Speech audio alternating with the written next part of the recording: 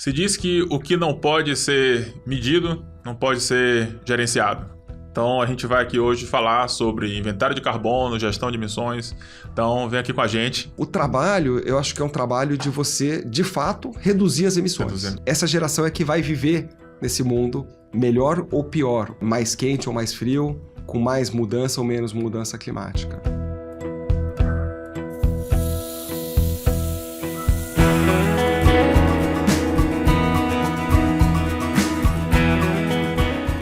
O podcast Dá Tempo tem patrocínio da Fundação José Luiz Setúbal e Energy Hub. Este episódio do podcast Dá Tempo teve suas emissões de carbono compensadas com apoio da Mangtech. Estou aqui hoje com o Daniel Maio. Bem-vindo, Daniel. Obrigado pelo convite. Maravilha. Daniel Maio da Mangtech. Satisfação recebê-lo aqui. E antes da gente começar propriamente o nosso papo, quero lembrar você de se inscrever no canal, de ativar o sininho, de curtir o episódio, que isso auxilia a gente levar esse conteúdo para mais pessoas, né? Então auxilia aqui o nosso projeto. E eu quero agradecer à Fundação José Luiz Setúbal, que é patrocinadora dessa primeira temporada aqui do podcast. E também aproveitando para agradecer à Mangtech, que está nos apoiando aqui com o inventário de carbono e compensação das nossas emissões também. Logo mais trazemos mais notícias a respeito. Bom, então assim, vamos lá para a nossa conversa aqui com o Daniel Maio, né? Daniel é engenheiro pela USP, com pós-graduação pela FGV São Paulo, conselheiro com especialização no IBGC, é empreendedor desde cedo, acumula mais de 25 anos de experiência como executivo e até chegar aqui na fundação da Mangtech, né? A gente vai conhecer um pouquinho aí o que é qual é o escopo dessa empresa. Bom, Daniel, então, conta um pouquinho aí da sua carreira, como é que você atuou nessa área de gestão, de empreendedorismo, até chegar aí na criação da Mangtech. Legal. Bom, primeiramente, Pedro, muito obrigado pelo convite. Eu me formei como engenheiro e, como boa parte dos engenheiros, fui trabalhar em banco, mas rapidamente entendi que banco não era o lugar que eu queria ficar e recebi um convite para empreender junto com um amigo numa empresa que ainda era uma empresa relativamente pequena, a gente tinha menos de 50 colaboradores. Na época ela tinha uma parte de software que era um pouco relevante, tinha uma parte de equipamentos para automação da indústria de confecção e queria expandir o negócio. Eu entrei para cuidar de uma área de logística. A gente está falando da Lynx, uma empresa que nasceu na meados dos anos 80, eu entrei no final dos anos 90, mas ainda era uma empresa bastante pequena e fiz a minha carreira inteira dentro dessa companhia. Foram 25 anos, passei por várias áreas, então a gente teve uma área de logística, de projetos, teve uma área de automação de centro de distribuição, a gente teve uma área de operador logístico, até que na véspera mais ou menos do nosso IPO, a gente entendeu que o foco nosso tinha que ser um foco na área de software, tecnologia própria, e a gente se desfez de todas as operações e focou na área de software para varejo. E a tese da Lynx foi uma tese de criar um negócio só focado em varejo, através de várias aquisições, e eu fui responsável por todo o negócio de grandes contas, que a gente chama de enterprise, e toda a expansão Latam. Uhum. Quando foi mais ou menos no começo da pandemia, houve aí uma disputa para a aquisição da Lynx, a Estônia acabou levando. Isso foi em 20, ela realmente levou em 21 porque teve a aprovação do CAD, e eu fiquei até final de 23 fazendo phase out, e em 24 eu saí da companhia e acabei me juntando com outros ex-Lynx para justamente construir esse negócio que a gente chama da Mang, que é uma plataforma para ajudar as empresas na jornada de ESG.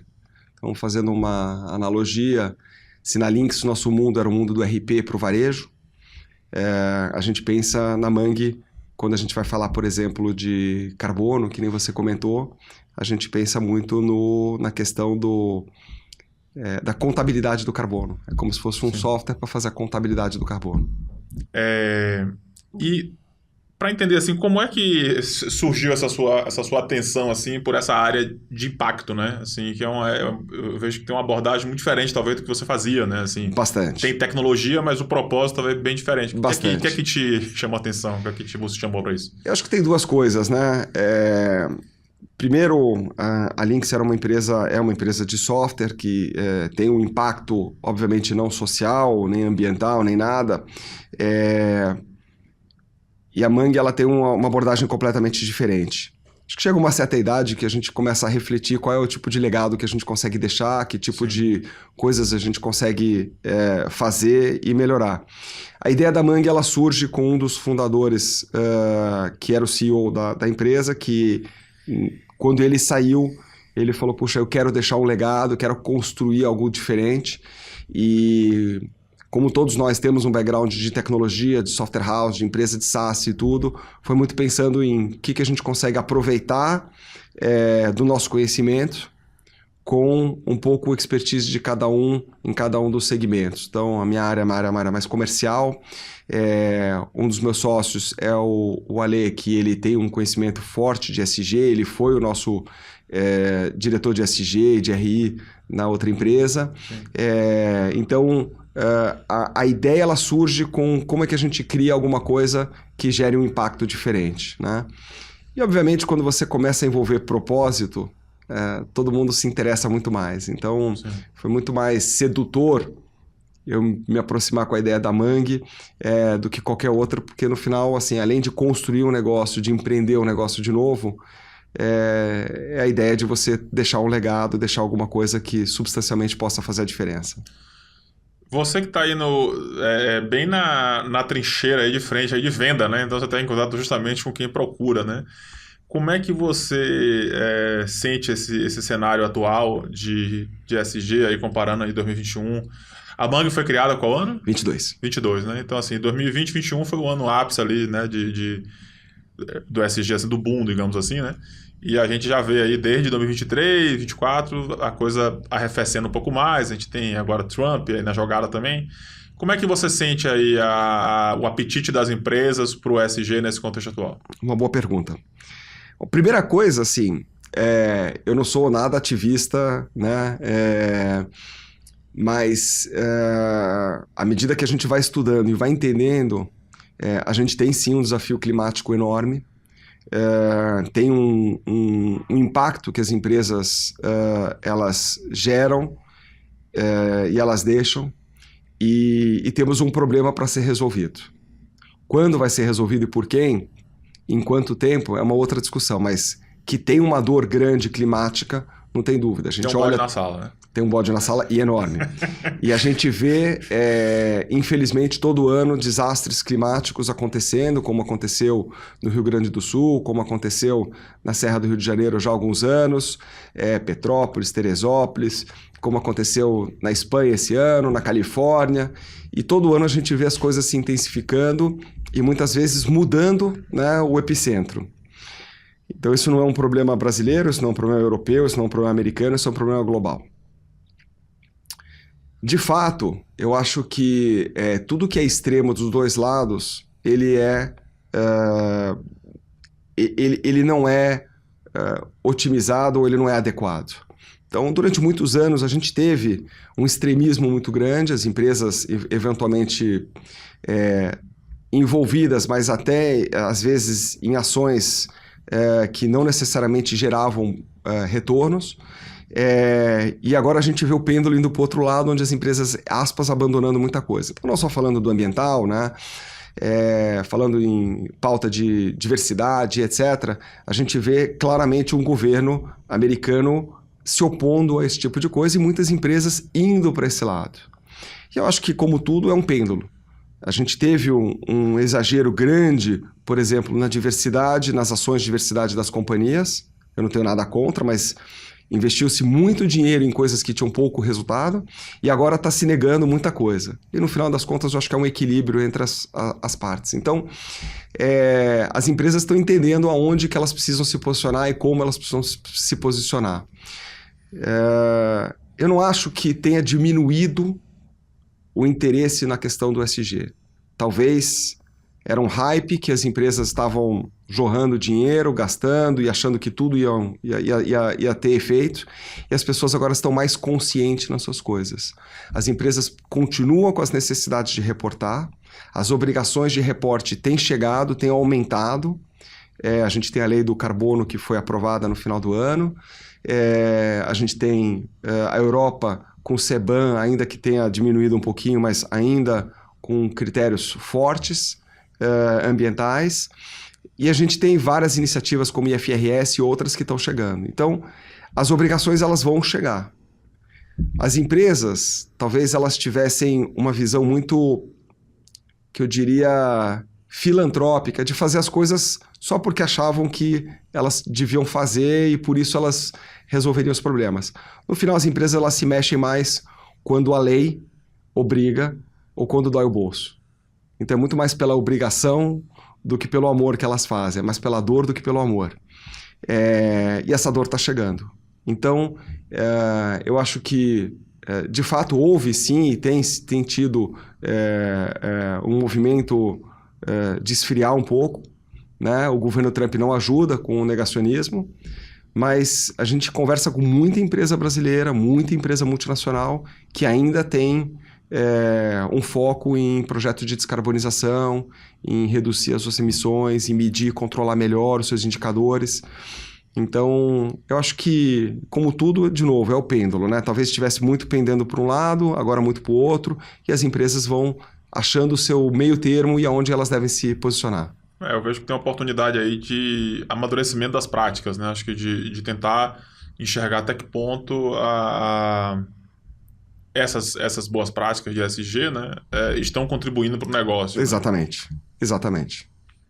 Porque eu vejo que tem aspectos, né, o que eu vejo de risco, né, nessas retrações, né, eu acho que também essas retrações, esses movimentos de bloco, muitas vezes são muito complicados, né, porque às vezes você faz um movimento de bloco em relação, por exemplo, à diversidade, né, e a pergunta bom, mas continua sendo importante, né? A questão Sim. dos direitos humanos continua sendo importante, não ter preconceito, né? Não discriminar as pessoas. Então, claro. Como é que você vai contemplar isso, né? Como escopo empresarial, né?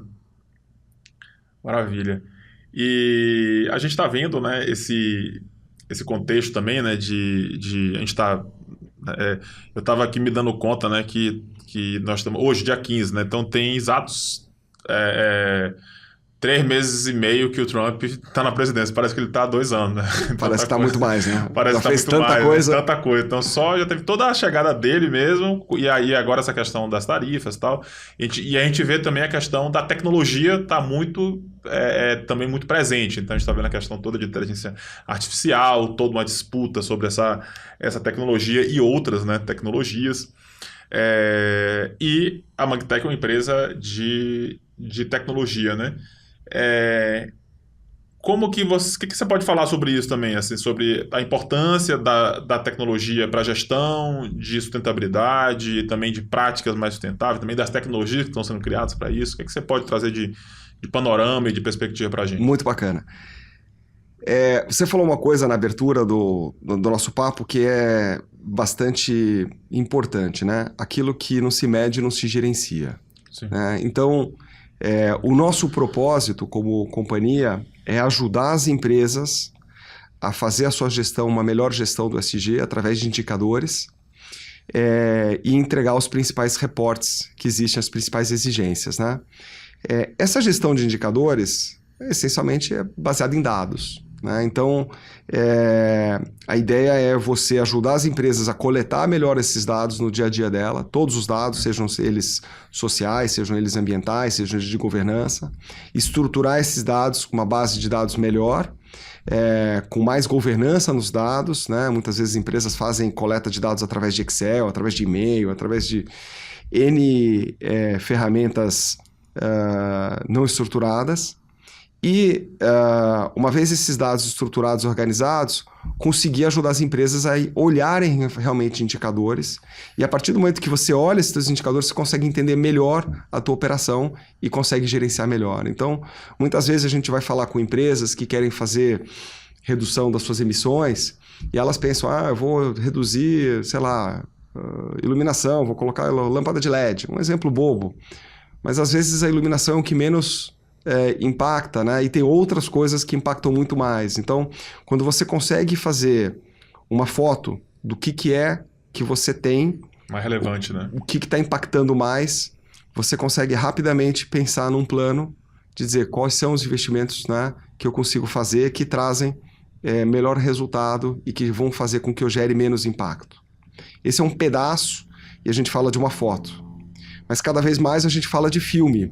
Como que eu consigo olhar num timeline esses dados e principalmente como que eu consigo olhar para frente e pensar em projetar os meus dados e aí, consequentemente, tomar decisões antecipadas. Aí entra a questão da inteligência artificial.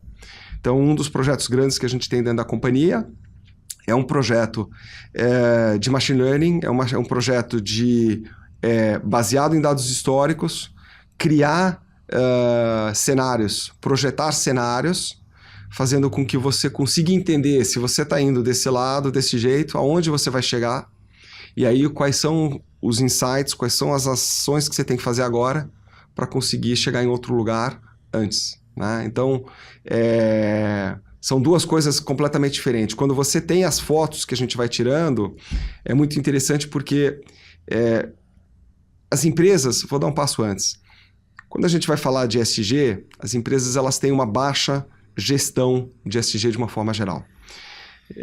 Você vai falar com um dono de uma empresa ou diretor de uma empresa e você pergunta para ele, teus números financeiros, teu EBITDA, você olha com que frequência? Fala, eu olho 2 vezes por mês, 3 vezes por mês, eu olho nas prévias de fechamento e o número fechado. Você vai falar com o pessoal do financeiro, com o tesoureiro, você olha o caixa da tua companhia com que frequência? Eu olho todo dia, 2 vezes por dia, 3 vezes por dia, a conta bancária. Aí você pergunta para o cara de ESG, você olha os teus indicadores com que frequência? Eu faço um relatório anual e olhe lá se eu olho, né? Então esse é um exemplo como as empresas elas não fazem essa gestão. Aí você vai entregar em maio ou junho um inventário do ano anterior e o que sobra naquele ano para você corrigir o que você não fez o ano passado. Sim. Então a ideia é que com os dados coletados com uma frequência maior, você consiga, poxa, eu estou em janeiro, como é que estão as minhas emissões de janeiro? Eu estou em fevereiro, como é que elas evoluíram? Como é que elas reduziram? Será que eu consigo melhorar? Será que eu consigo diminuir? Será que o projeto que eu implantei está começando a fazer efeito? Eu começo a ver um resultado? E eu não espero um ano para poder tomar uma decisão. Então, esse é o primeiro ponto, quando a gente olha, que eu comentei então, das fotos, né? E a questão do filme é exatamente pensando com inteligência artificial, como é que eu empodero o meu cliente, né, trazendo insights e fazendo com que ele consiga, antes de acontecer, tomar decisões para já reduzir as suas emissões. Você estava falando... Legal a visão. Você estava falando sobre essa questão da maturidade das empresas em relação à gestão ESG. Você consegue visualizar na prática de vocês, né? Nessa dinâmica de trabalho de vocês, as empresas nessa dinâmica de gestão dos dados? Porque você vai pegar, por exemplo, um GRI ou outro framework de normas, enfim. Você levanta muita informação, então o cara, muitas vezes, o empresário ali, ele tem que se debruçar sobre a vida operacional da empresa de uma maneira muito profunda e ele Claro. pode, inclusive, encontrar outras coisas que nem estão diretamente ligadas à sustentabilidade, né? Tem uma oportunidade de desenvolver a gestão, né? Perfeito. Fala um pouco sobre isso, assim, essa oportunidade. Bom, tem duas coisas, né? Primeiro, boa parte das companhias tem uma maturidade muito baixa em ESG. Em ESG geral, né? Não estou falando não só em gestão, mas boa parte das companhias, elas mal conhecem o que é o ESG, elas têm um baixo letramento. A gente, infelizmente, carece de profissionais na área de ESG. Então, quando a gente conversa com empresas grandes, empresas médias, empresas menores, a gente percebe que essas empresas ainda estão engatinhando, estão começando a entender o que é o ESG, quais são as oportunidades, aonde elas podem fazer. Você falou um pouco sobre isso, sobre essa questão das empresas, da média das empresas ali, né? Desse nível de maturidade em relação ao ESG. Como educador, assim, né? Como professor nessa área, também professor na área em company também, eu vejo também assim que tem um campo muito amplo, né, de empresas, especialmente talvez ali empresas médias, né, que já começa a ser necessário ele dar algumas respostas em relação a esse aspecto, começa a ele precisar de um financiamento, aí tem que responder em relação a esses assuntos, né? Eu ainda vejo assim que tem um mercado muito amplo, né, de ESG, assim, onde a gente está quase que numa linha de início ali, quase numa linha zero. Você enxerga dessa forma, assim? É praticamente um oceano azul, né? Sim. Então, como qualquer obrigação, ela sempre começa com as empresas maiores. Então, do ponto de vista de legal, as empresas maiores são as primeiras a serem envolvidas, tocadas. Mas até mesmo dentro das iniciativas, né, as empresas maiores são aquelas que levantam normalmente primeiramente a bandeira de dizer, puxa, eu vou ser aqui inovador nisso, eu vou ser pioneiro nesse negócio. Então, não só no Brasil, mas no mundo, as grandes corporações são aquelas que abraçaram o ESG mais rapidamente. Porque elas geram mais impacto, porque elas são socialmente mais visadas, né, do ponto de vista de responsabilidade, porque o governo exige delas primeiramente. Mas é uma pirâmide, né? Então, quando a gente vai falar, por exemplo, do ambiental, né, ou dos gases de efeito estufa, o escopo 3 dessas empresas normalmente são empresas menores. Então, essas empresas elas começam pensando no escopo 1 e 2, que são a operação dela, mas quando elas começam a falar, bom, como é que eu faço um impacto de fato maior, elas vão envolver a cadeia de fornecedores. E essa cadeia de fornecedores, normalmente, ela é muito maior, o impacto que ela gera é maior do que o escopo 1 e 2. Então, esse é um efeito dominó. As empresas maiores elas começam e aí elas vão levando as empresas menores, que são seus fornecedores, que em algum momento levam seus fornecedores, e isso vai descendo, né, dentro da pirâmide. Então, de fato, a maior oportunidade está nas empresas médias e nas menores. Mas são as que geralmente têm menos conhecimento, menos recurso e que ainda não têm determinadas obrigações. Mas essas obrigações, muitas vezes, elas começam sendo fornecedoras de uma empresa grande. Porque se a empresa grande ela tem a obrigação de reportar, ela traz consigo a sua cadeia. Sim. Né? E aí, nesse momento, ela envolve esse segundo nível. Então, a gente tem visto, muitas vezes, muitos projetos que a gente tem feito com empresas grandes que estão super bem resolvidas do ponto de vista de escopo 1, escopo 2, estão super bem já evoluídas, maduras na questão do ESG, mas quando você fala, bom, vamos falar da tua cadeia, eles têm um desafio enorme de engajar a sua cadeia para poder também estar envolvida e também impactando menos. E aí é onde tem as maiores oportunidades. Então, de fato, ainda é um oceano azul, né? A gente acredita que as empresas médias e as menores são onde a gente vai ter o maior potencial mesmo. Sim.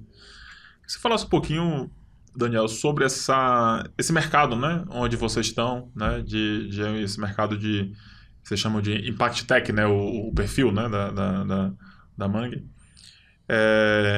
A gente vem aí digamos, de uma prática, né, desse processo de elaboração de relatório, né, que muitas vezes a empresa ali no final do ano já começa a se movimentar para contratar e, como você mesmo disse, às vezes vai publicar relatório lá para junho, julho, agosto, né?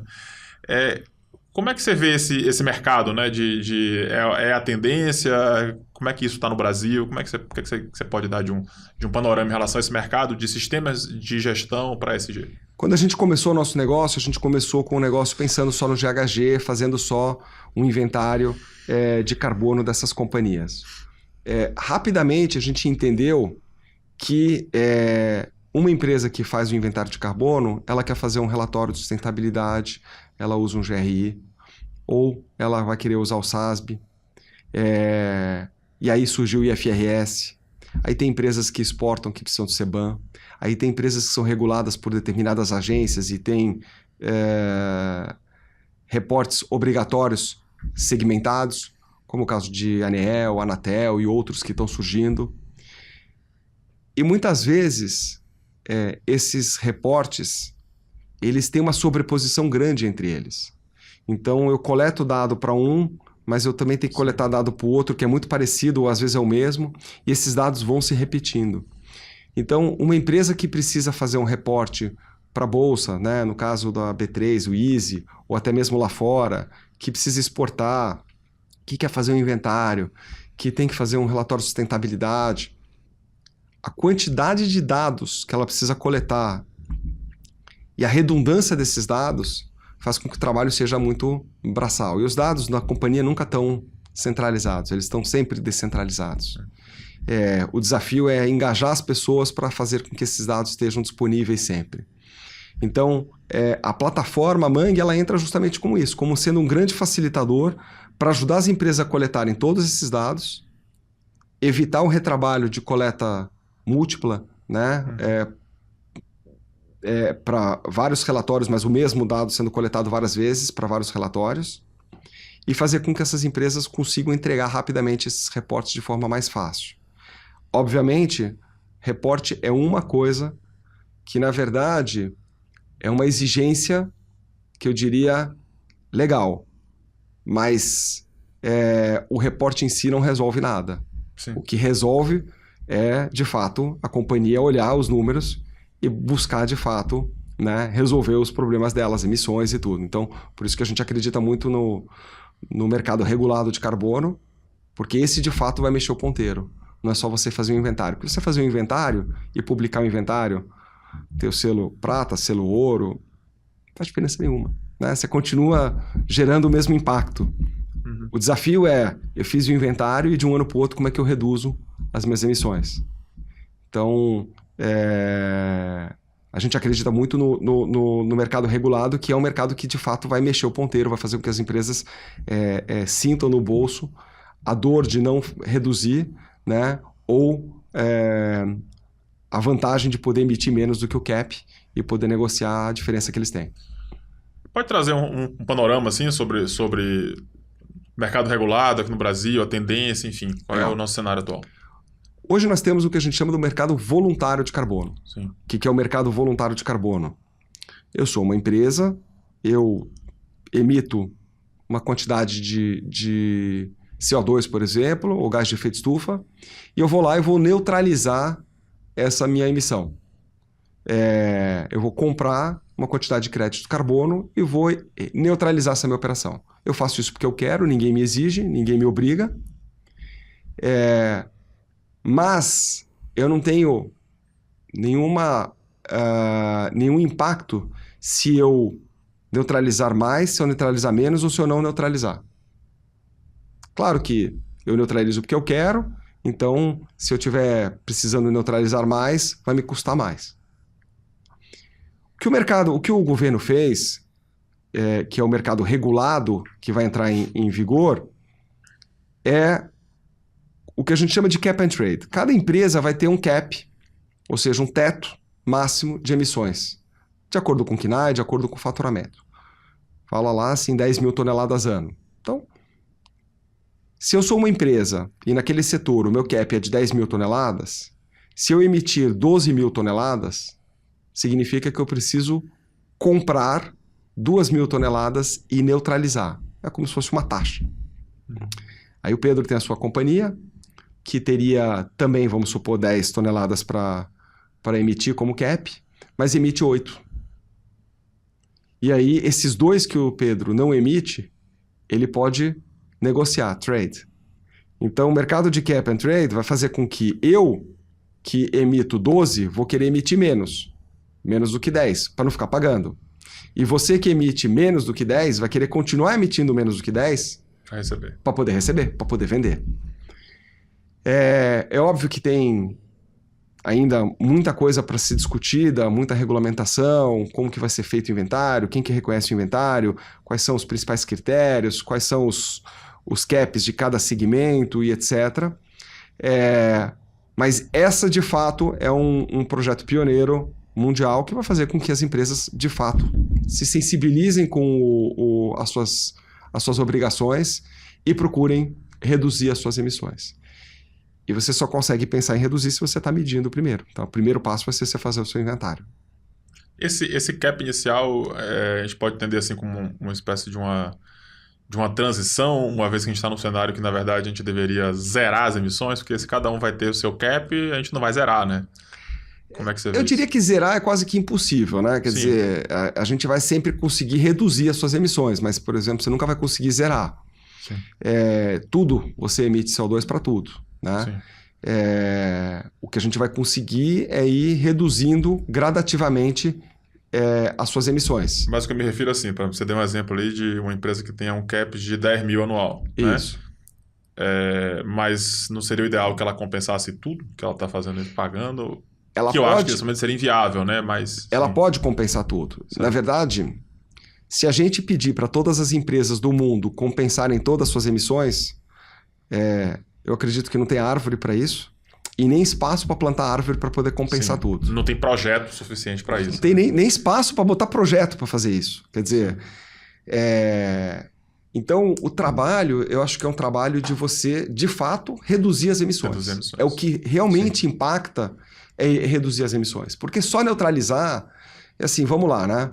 A gente tem uma quantidade de terras, ou tem uma quantidade de árvores já existente no mundo, né? Algumas mapeadas para você ir lá e fazer já a neutralização, mas essas árvores que estão aí, elas não resolvem o problema climático, porque o problema climático está lá, você está emitindo e elas continuam neutralizando. Você pagando ou não pagando aquela neutralização ela já existe. Sim. Né? Sim.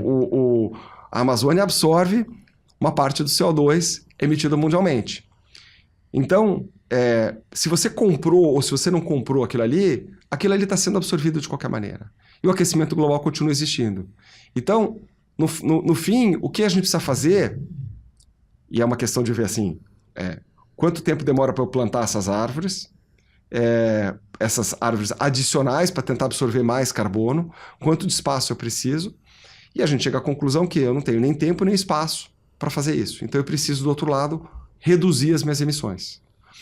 E eu acho que esse de fato é onde a gente vai mexer o ponteiro, na hora que as empresas conseguirem diminuir as suas emissões através de projetos que passam de novo, né? Matriz energética, substituição de combustíveis fósseis por combustíveis biocombustíveis, iniciativas, né, até de modernizar a planta e tudo, fazendo com que as máquinas e tudo sejam tenham menos emissões. Então, é interessante porque o conceito de neutralizar é uma sensação de resolver. Ela resolve um pedaço do problema, não resolve todo. O que resolve, de fato, é a gente conseguir reduzir as emissões. Né? Sim. Então, quando a gente fala em net zero, a gente não está falando em zerar a emissão. A gente está falando em reduzir o máximo que existe de emissão e zerar, né, ou compensar aquilo que você não consegue mais reduzir. Sim. É muito mais eficiente. Sim. Já entrando aprofundando um pouco aí nesse aspecto das emissões, né? A gente vai ter a COP aqui no Brasil esse ano, né? E a COP 30, né?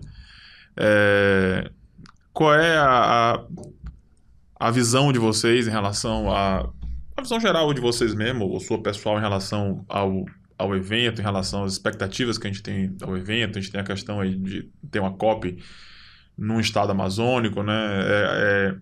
Aqui no Brasil nós temos a questão muito importante, a questão do desmatamento, né, que é o principal impacto aqui, né, das emissões para a gente, o principal risco, assim, quando você compara relativamente nossa matriz, né, que comparativamente é mais limpa, né, em relação à maioria dos países. O que você pode trazer de panorama aí da sua visão para a gente? A gente acredita que a COP é um evento político. né? Uma porção de Sim. empresas vão e tudo, e tem uma agenda importante empresarial, mas primeiramente é um evento político. Sim. E é um evento onde os governos alinham e criam, né, os seus planos. Então, a nossa expectativa é que a gente consiga ter metas sendo colocadas, metas reais de redução de carbono. Todo mundo colocou, não, eu vou reduzir em tanto até 2030, até 2030 é agora. Né? Quer dizer, quem não fez nos últimos 5 anos, 10 anos, não vai conseguir fazer nos próximos 5 anos. Né? Então, é o momento de olhar e falar, ok, então nós vamos fazer metas para 2040, para 2050 e criar planos, de fato, concretos. Né? O governo tem várias iniciativas de descarbonização em várias esferas dos órgãos federais e depois algumas coisas estaduais, em algum momento serão municipais. O governo está fazendo uma parte, acho que obviamente podia ser mais rápido, podia ser diferente, mas, de novo, eu acho que o mercado regulado de carbono foi um ponto importante e a nossa expectativa, eu acho que para a COP, principalmente, seria que não só o Brasil, mas como outros países independentes dos Estados Unidos, de fato, renovem seus compromissos em impacto climático, em redução, né? A ideia toda de reduzir as emissões é para reduzir o aquecimento global, né? Evitar que se aqueça 2,5 graus, né? Então, eu acho que como agenda política é o momento, o Brasil, mais uma vez, sendo protagonista, esquece todos os problemas de Belém, todas as coisas que o pessoal fala, assim, no final, assim, a gente é protagonista, tem a Amazônia como um pulmão grande, o desmatamento aumentou, o desmatamento diminuiu, a gente olha indicadores de todos os lados, tem gente que fala que aumenta, tem gente que fala que diminui, cada ano é uma coisa, mas eu acho que, assim, o principal o Brasil tem, mais uma vez, a chance de ser protagonista, de sediar um evento importante. E eu acho que a ideia é conseguir, de fato, trazer uma agenda concreta de redução de emissão e de impactos que se transforme num plano de ação para os países para os próximos anos. Maravilha. Eu queria voltar para um ponto aqui da atuação direta da Mangue, né? Eu converso muito com profissionais que também trabalham nessa área de relato, né? E a gente vê que, por exemplo, a gente falou da parte da tecnologia, só que tem um componente da empresa que é uma pecinha ali, que é o ser humano ali, que tem que operar aquilo ali, né? E como é que você vê, por exemplo, assim, ou como é que vocês encaram isso, ou acho que é a oportunidade de você explicar como é que é a dinâmica da Mangue, em relação, por exemplo, a uma cultura de transparência nas empresas, né? Porque para o cara entregar um dado ali, para dizer quais foram as situações de violações de direitos humanos, tem que ter uma pessoa para dizer, não, pode falar, divulga essa informação. Sim. Como é que é na lida de vocês isso? Quando a gente pensa em coleta de dados, né? Quando eu cheguei na companhia, a primeira iniciativa, pensando numa empresa que eu vim de RP, de tecnologia, eu falei, a gente tem que automatizar tudo, a coleta tem que ser 100% automática, integrar com todos os sistemas do cliente. E a gente percebeu que a dor do cliente, ela era um pouco antes disso, e que a coleta manual não era um grande problema naquele momento. E que não necessariamente eu precisava ter sistema totalmente integrado, tudo ligado, plug and play, para resolver. Porque os clientes tinham uma dificuldade muito grande de organizar os dados, de estruturar os dados, de tê-los disponíveis com as evidências para publicar os seus relatos. Obviamente, isso vai mudando. Quando a gente conversa com um prospect, o cliente fala, não, quero apertar o botão e sair o dado, sair ali automaticamente. Para chegar nisso, a gente sempre fala, o primeiro passo é o input manual. A gente entender de onde aquele dado vem, qual que é a qualidade daquele dado, qual que é a origem daquele dado, ver se aquele dado realmente está adequado. Depois que a gente consegue criar isso daqui, a gente fala, bom, agora vamos ver de onde você pegou o dado e vamos automatizar isso daqui. E é engraçado porque as empresas elas têm um certo receio em compartilhar, ou as pessoas têm um certo receio em compartilhar dados da sua área. Tem coisas que são relativamente fáceis de ser feitas, como facilities, tem outros dados que são muito mais sensíveis, como dados de recursos humanos e etc. Né? Mas, de uma forma geral, os dados que a gente pega são sempre dados, nunca são dados específicos de pessoas e tudo, são sempre dados anonimizados. Então, mesmo os dados mais sensíveis de RH são dados que são passíveis de serem comunicados. Mas eu acho que o que é importante quando a gente vai falar num projeto de SG, num projeto que envolve você entregar os relatos, é o envolvimento das áreas. Quer dizer, quando você tem a pessoa de RH que entende a importância do que ela está comunicando, eventualmente para uma área de RI ou para uma área de sustentabilidade. Quando você tem um cara de produção, que também está sensibilizado com a questão. Quando você tem uma pessoa de facilities. Esses projetos, quando a gente faz eles de forma multidisciplinar, eles são muito mais fortes do que, eventualmente, quando eles são capitaneados por uma área que diz, não, eu sou o cara aqui que vou fazer o relato inteiro e tudo. Então, a gente tem tido boas experiências quando a gente envolve os heads das áreas e eles entendem da importância daquilo que eles querem colocar. Porque, no final das contas, muitas vezes a empresa também, o cara que está, você falou, né, no caso, numa área de RH e tudo, quando ele está capitaneando o projeto, ele também quer divulgar o projeto dele.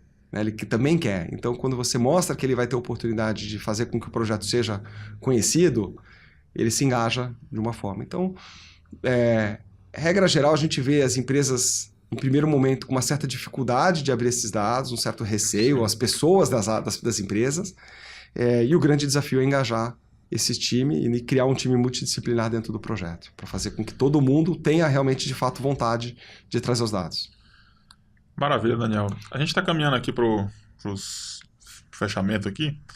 Queria que você trouxesse assim, sua visão em relação, se tem algum ponto também que a gente não tenha trazido, em relação assim, a perspectivas desse setor.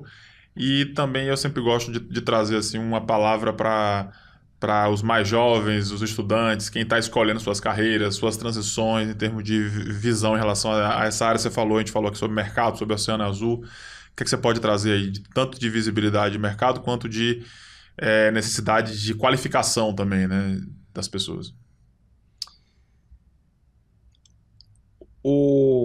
A gente falou um pouco no começo sobre o momento do SG, né? Desse balde de água fria, desse momento do Trump, né? E, de novo, a gente está muito convicto que, primeiro, o Trump vai ficar 4 anos e vai embora, então, quer dizer, sempre você vai ter altos e baixos, né? De novo, a história do pêndulo, de você entender que está tudo tendendo para a direita, mas daqui a pouco vai tender para a esquerda, e que o meio termo sempre é o melhor, né? No final das contas. Mas as empresas, elas têm as suas obrigações e elas vão continuar tendo as suas obrigações independente do governo que vem. Um pouco mais, um pouco menos, mas elas vão continuar tendo.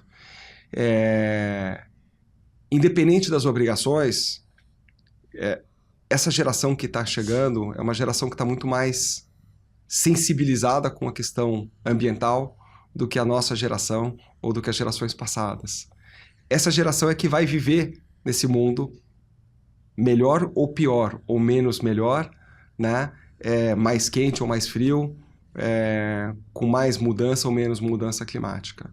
De novo, eu não sou ativista, mas quanto mais a gente lê, mais a gente fica chocado com o que está acontecendo e com os riscos que tem daqui para frente. Então, para essa geração que chega, que já é uma geração mais sensível, eu acho que o grande desafio, qualquer carreira que ela vai fazer, é achar o equilíbrio entre fazer o que você gosta e fazer da forma mais responsável possível, né? Que gere menos impacto. Então, não necessariamente você precisa ser uma pessoa de ESG. Você pode ser uma pessoa que gosta de fábrica, que gosta de produção, e você lá, quando você está pensando em processo fabril, você está pensando em economia de água, em reduzir resíduos, né? Em ter um impacto em menos emissões. Então, tudo que você faz no seu dia a dia, você pode ter um viés. E aqui, de novo, aquilo ali não é mais caro, né? E essa geração é uma geração que está muito mais sensível com isso. Então, a gente está muito convicto de que As empresas, elas vão acelerar suas obrigações, as suas necessidades. O mercado, apesar de tudo, o mercado continua sendo um mercado demandador, né? Talvez tenha menos excesso de dinheiro como tinha no passado. Mas, de novo, quem é consciente, continua consciente. Quem quer fazer as entregas dos relatórios, continua fazendo. As empresas, talvez elas tenham menos dinheiro, mas elas têm ainda as suas responsabilidades frente à sociedade. Maravilha. Acho que você falou um ponto interessante, essa questão, né, de você pode estar numa outra área, ou seja, ESG não é um tipo de conhecimento necessário apenas para o cara que é o analista de ESG, né, dentro do departamento, né? É um conhecimento, é uma prática, né, e que a gente precisa, sim, né, desse tipo de perspectiva, né, e de análise, né? Eu acho que também é interessante a gente pensar, né, que quando a gente pensa em administração, né, nos processos de planejamento, de diagnóstico, né, a gente está levando em consideração dados, né, tanto presentes quanto futuros, né? Sim. Então, eu entendo que esse pensamento de ESG, de sustentabilidade, de materialidade, se fala hoje de materialidade dinâmica, né, que considera essa complexidade do tempo, né, tal. Então, acho que tem muito a ver com a gente qualificar a nossa capacidade gerencial, né? É isso aí. Daniel, muito grato, tá bom? Eu que agradeço. Satisfação aqui da gente estar conversando e estreitando as nossas parcerias, tá bom? Obrigado. Forte abraço. Um abraço. Vamos lá, que dá tempo. O podcast Dá Tempo tem patrocínio da Fundação José Luiz Setúbal e Energy Hub. Este episódio do podcast Dá Tempo teve suas emissões de carbono compensadas com apoio da Mangtech.